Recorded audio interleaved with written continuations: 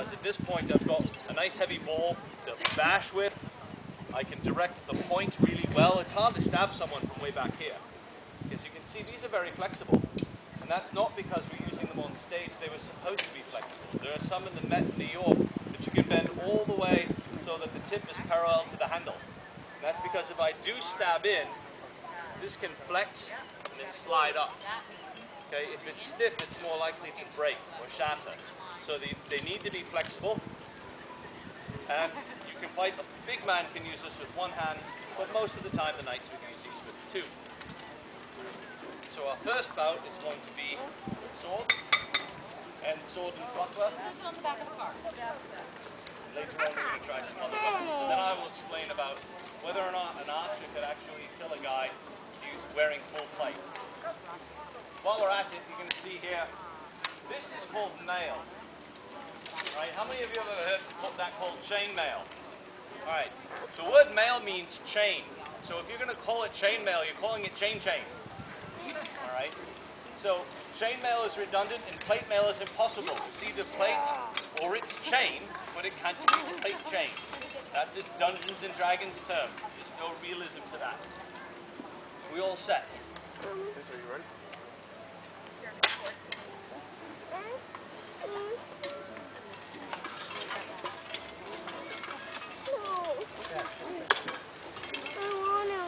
All right, salute.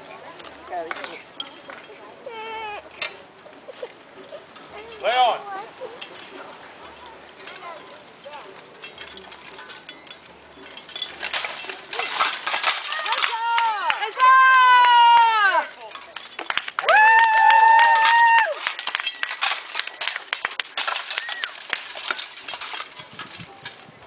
Come on, you guys, make some noise for them. Everybody cheer.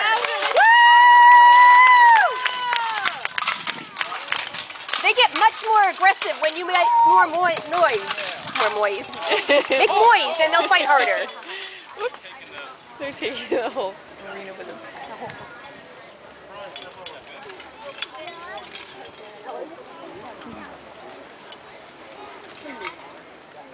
I think I'm going to get closer. Neville. Run in there with your sword. We'll catch up here. Get in the battle. No, wait. I will.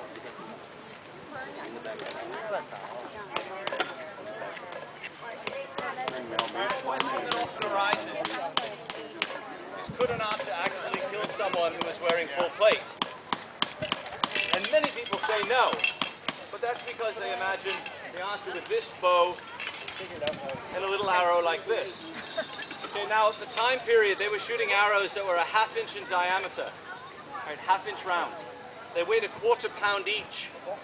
And while this bow pulls at about 45 pounds, they were shooting bows upwards of 180 pounds. Right, so strap 4 of these bows together and then shoot a ¼ pounder with cheese, right, and a big 6-inch spike on the end, and yes, I could penetrate a knight's armor.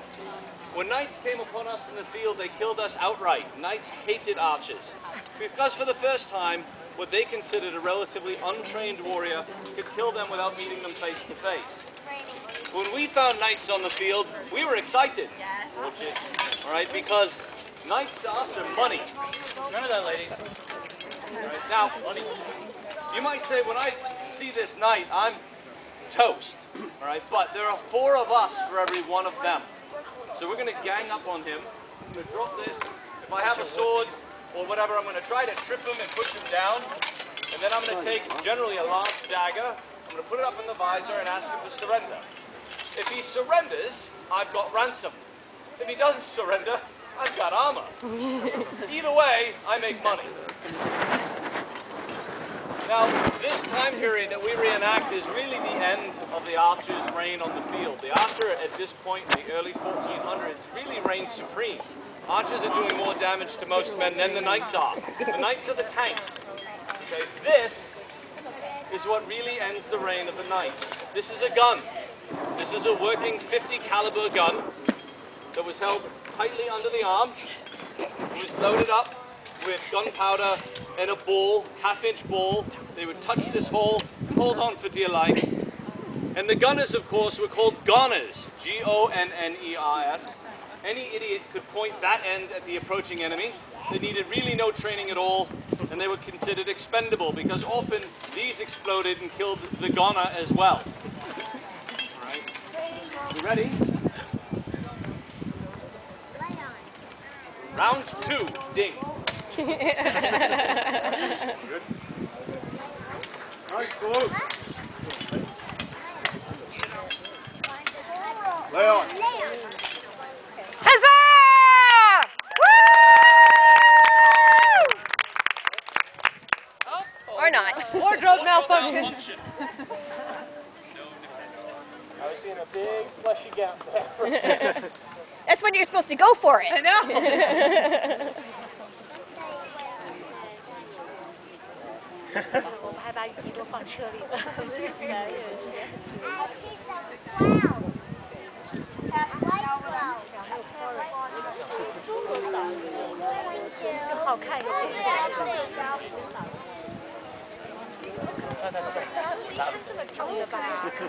All right, then you want to sit down and sit over here, okay? Connie wants to watch it. Okay, you can sit down, Connie. Lay on.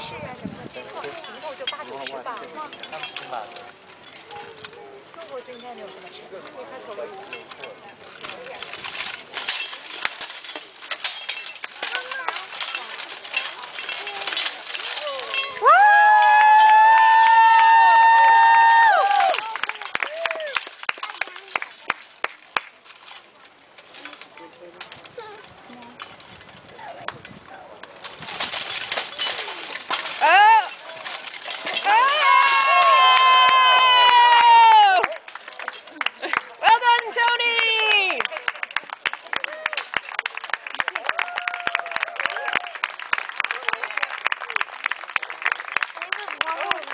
I think his strap broke on his. What is going wrong with our straps? It just broke right off. Do we have a spare helmet?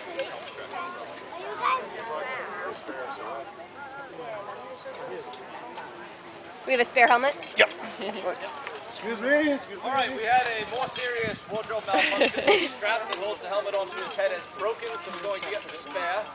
And while we do that, we're going to talk about one of the knight's favorite weapons in tournament. This is called the pole axe. We've taken the big spike off because as well trained as they are and as careful as they are, a big 12-inch razor point spike on the end of it just makes it too dangerous to fight with.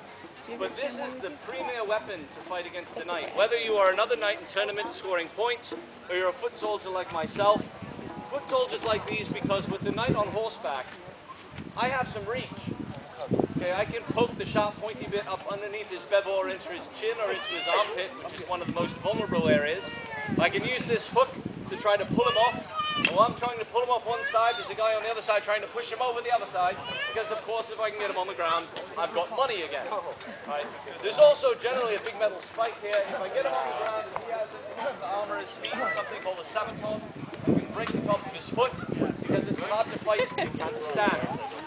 This gives me all the options I need on the battlefield. The sharp edge is great for people without armor, like this squire here. Cut his arm. We've got a nice bashing bit to crush armor. In fact, there's a true story about a knight who did not get to collect his reward for winning a tournament because he was in with the blacksmith who was actually hammering the helmet off of his head. It had crushed down to the point where they couldn't lift it off his head. So he had his helmet on the anvil, and the blacksmith was knocking it so he could bend it back so they could remove it from his head. So we've got a bashing piece, we've got some side spikes, we've got a cutting edge, we've got a thrusting point, everything that the discerning medieval fighter would like in a single weapon, and a little bit of reach. How are we doing here? Good. Good. We're going to go with sword or pole? Pole. Big guy gets a tiny one, little guy gets a big one. Because I know how to handle a big pole. Yeah. See you out back in the mini building. We'll do that. Just in case they come this direction. That's a very long way. Nice and ready? Lay on.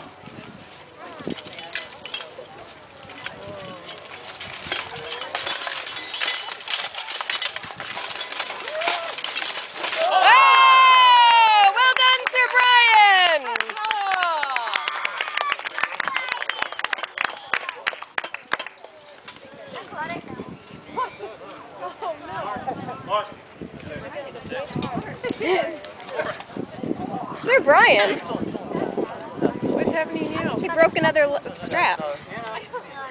What? We have to finish it up. He's lost the tassel. Yes. It'll be done, so I'll let you do your final. All right. As you folks can see, we spend a lot of time repairing our armor. That's 3 straps in one fight for Brian today, which is, I think, maybe a record in terms of strap work. But between keeping them armed and repaired, and then there's the medical bills, our checking account tends to be dry. So we are collecting tips, and if anyone would like to pitch in towards the fund to keep our knights in one piece and well armed, we do appreciate it. Thank you so much. We do appreciate it. Don't forget, right after this, in this very rubbed off stage, will be the core thieves. So stick around. Huzzah! Huzzah! Thank you guys so much. The knights do appreciate it. Very